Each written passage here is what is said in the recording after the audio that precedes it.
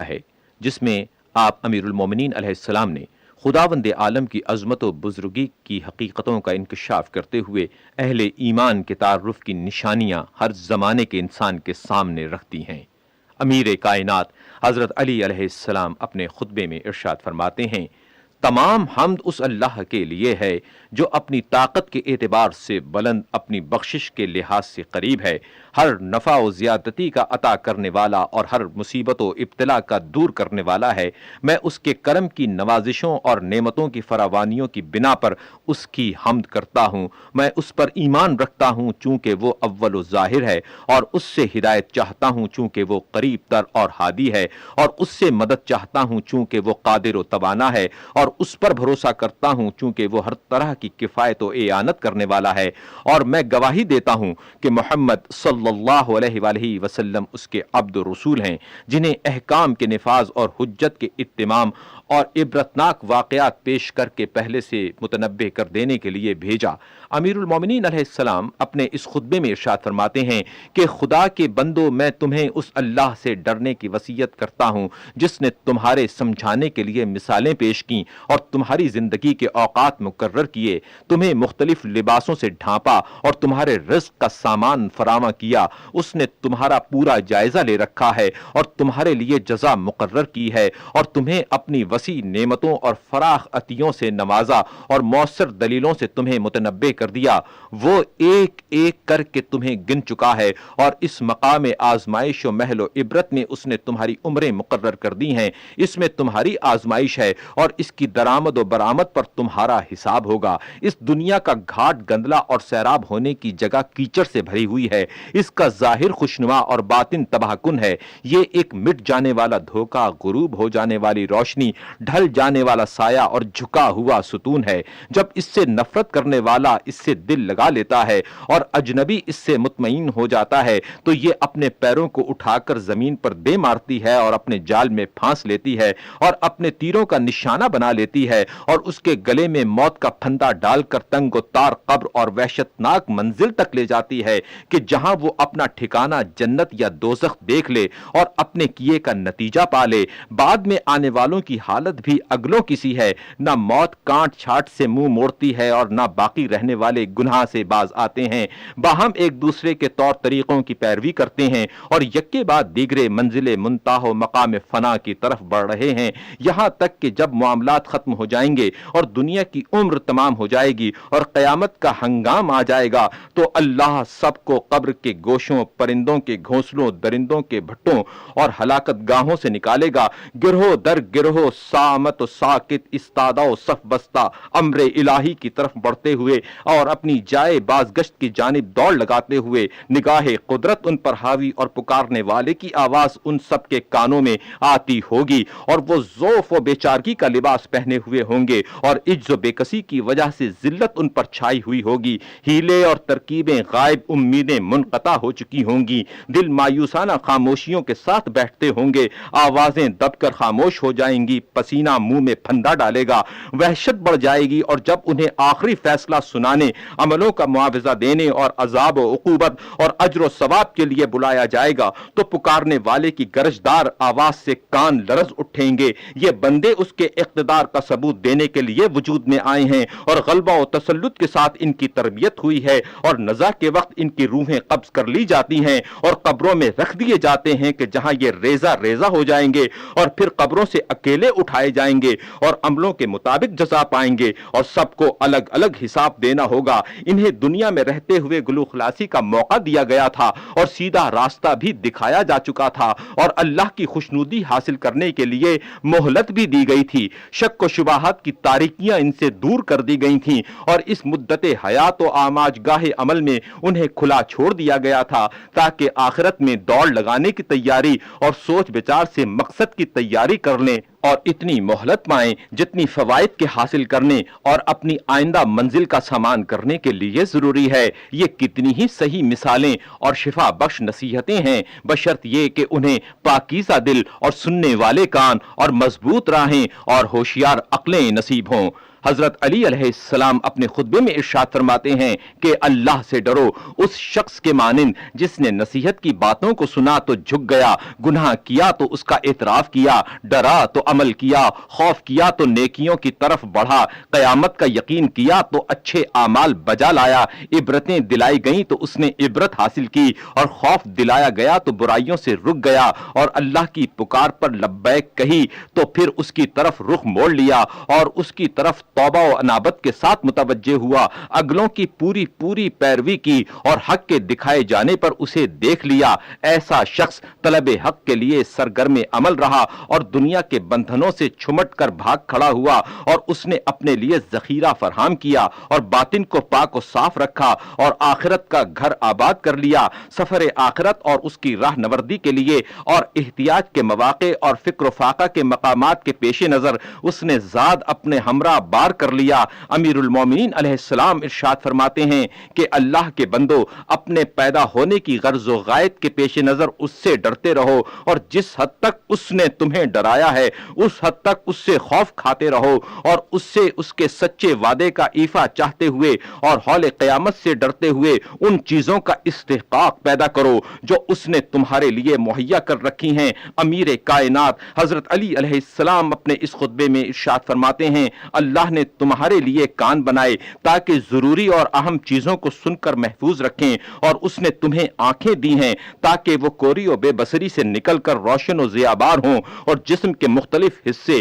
جن میں سے ہر ایک میں بہت سے اعضاء ہیں جن کے پیچ و خم ان کی مناسبت سے ہیں، اپنی صورتوں کی ترکیب اور عمر کی مدتوں کے تناسب کے ساتھ ساتھ ایسے بدنوں کے ساتھ جو اپنی ضروریات کو پورا کر رہے ہیں، اور ایسے دلوں کے ساتھ ہیں جو اپنی غذائے روحانی کی تلاش میں لگے رہتے ہیں، علاوہ دیگر بڑی نعمتوں اور احسان مند بنانے والی بخششوں اور سلامتی کے حصار کے، اور اس نے تمہاری عمریں مقرر کر دی ہیں جنہیں تم سے مخفی رکھا ہے، اور گزشتہ لوگوں کے حالات و واقعات سے تمہارے لیے عبرت اندوزی کے مواقع باقی رکھ چھوڑے ہیں۔ ایسے لوگ جو اپنے حظ و نصیب سے لذت اندوز تھے اور کھلے بندوں آزاد پھرتے تھے، کس طرح امیدوں کے بر آنے سے پہلے موت نے انہیں جا لیا اور عمر کے ہاتھ نے انہیں ان امیدوں سے دور کر دیا۔ اس وقت انہوں نے کچھ سامان نہ کیا کہ جب بدن تندرست تھے، اور اس وقت عبرت و نصیحت حاصل نہ کی کہ جب جوانی کا دور تھا۔ کیا یہ بھرپور جوانی والے کمر جھکا دینے والے بڑھاپے کے منتظر ہیں،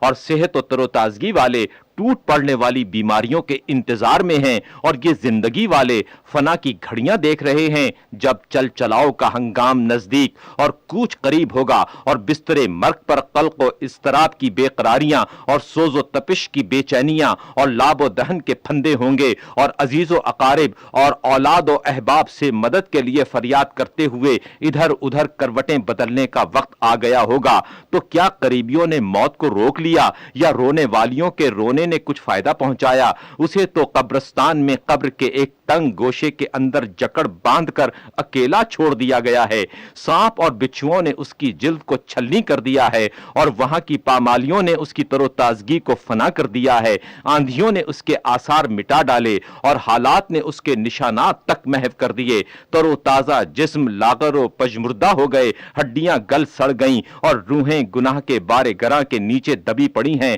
اور غیب کی خبروں پر یقین کر چکی ہیں، لیکن ان کے لیے اب نہ اچھے عملوں میں اضافے کی صورت، نہ بد اعمالیوں سے توبہ کی کچھ گنجائش ہے۔ کیا تم انہی مر چکنے والوں کے بیٹے، باپ، بھائی اور قریبی نہیں ہو؟ آخر تمہیں بھی تو ہو بہو انہی کے سے حالات کا سامنا کرنا اور انہی کی راہ پر چلنا ہے اور انہی کی شاہراہ پر گزرنا ہے، مگر دل اب بھی حظ و سعادت سے بے رغبت اور ہدایت سے بے پرواہ ہیں اور غلط میدان میں جا رہے ہیں۔ گویا ان کے علاوہ کوئی اور مراد و مخاطب ہے، اور گویا ان کے لیے دنیا سمیٹ لینا ہی صحیح راستہ ہے۔ یاد رکھو کہ تمہیں گزرنا ہے صراط پر، اور وہاں کی ایسی جگہوں پر جہاں قدم لڑکھڑانے لگتے ہیں، پیر پھسل جاتے ہیں، اور قدم قدم پر خوف و دہشت کے خطرات ہیں۔ اللہ سے اس طرح ڈرو جس طرح وہ مرد زیرک و دانا ڈرتا ہے کہ جس کے دل کو عقبہ کی سوچ بچار نے اور چیزوں سے غافل کر دیا ہو، اور خوف نے اس کے بدن کو تاب و کلفت میں ڈال دیا ہو، اور نماز شب نے اس کی تھوڑی بہت نیند کو بھی بیداری سے بدل دیا ہو، اور امید ثواب میں اس کے دن کی تپتی ہوئی دوپہریں پیاس میں گزرتی ہوں، اور زہد و ورع نے اس کی خواہشوں کو روک دیا ہو، ذکر الہی سے اس کی زبان ہر وقت حرکت میں ہو، خطروں کے آنے سے پہلے اس نے خوف کھایا ہو اور کٹی پھٹی راہوں سے بچتا ہوا سیدھی راہ پر ہو لیا ہو اور راہ مقصود پر آنے کے لیے سیدھا راستہ اختیار کیا ہو، نہ خوش فریبیوں نے اس میں پیچ و تاب کیا ہو اور نہ مشتبہ باتوں نے اس کی آنکھوں پر پردہ ڈالا ہو، بشارت کی خوشیوں اور نعمت کی آسائشوں کو پا کر میٹھی نیند سوتا ہے اور امن چین سے دن گزارتا ہے، وہ دنیا کی عبور گاہ سے قابل تعریف سیرت کے ساتھ گزر گیا اور آخرت کی منزل پر سعادتوں کے ساتھ پہنچا، وہاں کے خطروں کے پیش نظر اس نے نیکیوں کی طرف قدم بڑھایا اور اچھائیوں کے لیے اس وقفہ حیات میں تیز گام چلا، طلب آخرت میں دل جمعی اور رغبت سے بڑھتا گیا اور برائیوں سے بھاگتا رہا اور آج کے دن کل کا خیال رکھا اور پہلے سے اپنے آگے کی ضرورتوں پر نظر رکھی، بخشش و عطا کے لیے جنت اور عقاب و عذاب کے لیے دوزخ سے بڑھ کر کیا ہوگا، اور انتقام لینے اور مدد کرنے کے لیے اللہ سے بڑھ کر کون ہو سکتا ہے، اور سند و حجت بن کر اپنے خلاف سامنے آنے کے لیے قرآن سے بڑھ کر کیا ہے۔ میں تمہیں اللہ سے ڈرنے کی وصیت کرتا ہوں جس نے ڈرانے والی چیزوں کے ذریعے عذر تراشی کی کوئی گنجائش باقی نہیں رکھی اور سیدھی راہ دکھا کر حجت تمام کر دی ہے، اور تمہیں اس دشمن سے ہوشیار کر دیا ہے جو چپکے سے سینوں میں نفوذ کر جاتا ہے اور کانا پھوسی کرتے ہوئے کانوں میں پھونک دیتا ہے، چنانچہ وہ گمراہ کر کے تباہ و برباد کر دیتا ہے اور وعدے کر کے طفل تسلیوں سے ڈھارس بندھائے رکھتا ہے، پہلے تو بڑے سے بڑے جرموں کو سنوار کر سامنے لاتا ہے اور بڑے بڑے مہلک گناہوں کو ہلکا اور سبک کر کے دکھاتا ہے، اور جب بہکائے ہوئے نفس کو گمراہی کے ڈھوے پر لگا دیتا ہے اور اسے اپنے پھندوں میں اچھی طرح جکڑ لیتا ہے تو جسے سجایا تھا اس کو برا کہنے لگتا ہے اور جسے ہلکا اور سبک دکھایا تھا اس کی گراں باری اور اہمیت بتاتا ہے اور جس سے مطمئن اور بے خوف کیا تھا اس سے ڈرانے لگتا ہے۔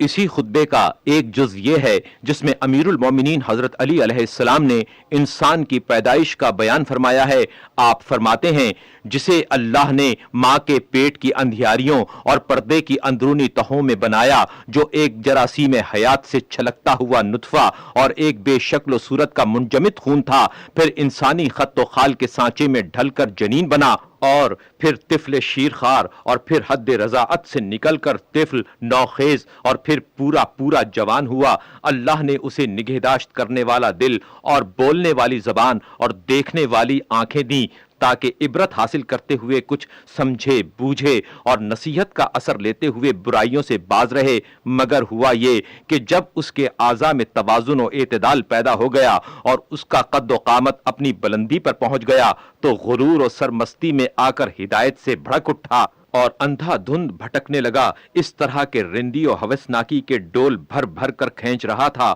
اور نشاط و طرب کی کیفیتوں اور ہوس بازی کی تمناؤں کو پورا کرنے میں جان کھپائے ہوئے تھا، نہ کسی مصیبت کو خاطر میں لاتا تھا، نہ کسی ڈر اندیشے کا اثر لیتا تھا، آخر انہی شوریدگیوں میں غافل و مدہوش حالت میں مر گیا اور جو تھوڑی بہت زندگی تھی اسے بےہودگیوں میں گزار گیا، نہ ثواب کمایا نہ کوئی فریضہ پورا کیا، ابھی وہ باقی ماندہ سرکشیوں کی راہی میں تھا کہ موت لانے والی بیماریاں اس پر ٹوٹ پڑیں کہ وہ بھجنکا سا ہو کر رہ گیا، اور اس نے رات اندوہ و مصیبت کی کلفتوں اور درد و آلام کی سختیوں میں جاگتے ہوئے اس طرح گزار دی کہ وہ حقیقی بھائی، مہربان باپ، بے چینی سے فریاد کرنے والی ماں اور بے قراری سے سینہ کوٹنے والی بہن کے سامنے سکرات کی مدہوشیوں اور سخت بدحواسیوں اور دردناک چیخوں اور سانس اکھڑنے کی بے چینیوں اور نزع کی درماندہ کر دینے والی شدتوں میں پڑا ہوا تھا۔ پھر اسے کفن میں نامرادی کے عالم میں لپیٹ دیا گیا اور وہ بڑے چپکے سے بلا مزاحمت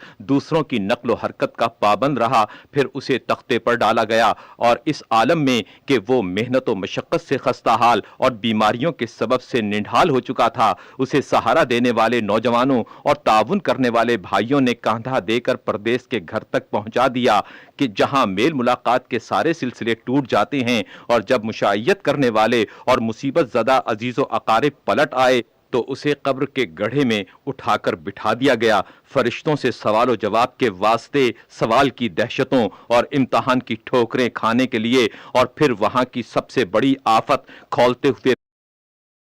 پانی کی مہمانی اور جہنم میں داخل ہونا ہے، اور دوزخ کی لپٹیں اور بھڑکتے ہوئے شعلوں کی تیزیاں، نہ اس میں راحت کے لیے کوئی وقفہ ہے اور نہ سکون اور راحت کے لیے کچھ دیر کے لیے بچاؤ ہے، نہ روکنے والی کوئی قوت ہے اور نہ اب سکون دینے والی موت، نہ تکلیف کو بھلا دینے کے لیے نیند، بلکہ وہ ہر وقت قسم قسم کی موتوں اور گھڑی گھڑی کے نت نئے عذابوں میں ہوگا۔ ہم اللہ ہی سے پناہ کے خواہشگار ہیں۔ اللہ کے بندو، وہ لوگ کہاں ہیں جنہیں عمریں دی گئیں تو وہ نعمتوں سے بہریاب ہوتے رہے، اور انہیں بتایا گیا تو وہ سب کچھ سمجھ گئے، اور وقت دیا گیا تو انہوں نے وقت غفلت میں گزار دیا، اور صحیح اور سالم رکھے گئے تو اس نعمت کو بھول گئے۔ انہیں لمبی عمریں دی گئی تھیں، اچھی اچھی چیزیں بھی انہیں بخشی گئی تھیں، دردناک عذاب سے انہیں ڈرایا بھی گیا تھا، اور بڑی چیزوں کے ان سے وعدے بھی کیے گئے تھے۔ تو اب تم ہی ورطۂ ہلاکت میں ڈالنے والے گناہوں اور اللہ کو ناراض کرنے والی خطاؤں سے بچتے رہو۔